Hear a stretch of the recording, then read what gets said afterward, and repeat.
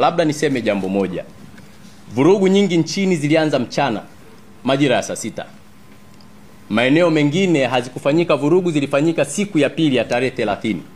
Na ni mikoa michache ambayo ilikuwa imetokea vurugu mchana: Arusha, Dar es Salaam, pale Songwe, Mbeya. Ndio vurugu zilitokea hasa katika maeneo hayo.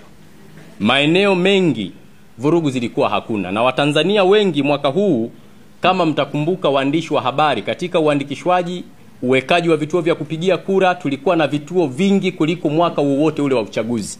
Kwa hiyo watu waliweza kwenda kwa haraka kupiga kura asubuhi, wakarudi majumbani, na kazi ya kupiga kura baadhi ya maeneo ilimalizika mapema kwa sababu ya wingi wa vituo. Mfano, kunakuwa na sehemu kuna watu 500, vimewekwa labda vituo 200, maana yake hawa watu wataisha kwa haraka.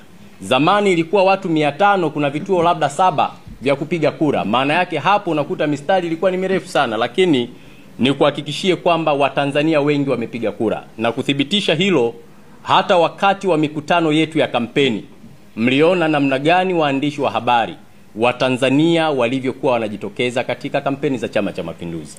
Kwa hiyo hilo ni kuondoe hofu, watu walipiga kura. Maeneo yenye changamoto ni machache, na ndio maana unakuta hapa kura hazijawa milioni zile ambazo zililetwa na tume. Hapa tuna ushindi wa 97%, haujawa 100%. Maana yake kuna maeneo watu inawezekana wamepigia vyama vingine kwa sababu ndiyo demokrasia, lakini vurugu ile haikuathiri moja kwa moja zoezi la upigaji wa kura. Naomba kuwasilisha. Asante sana.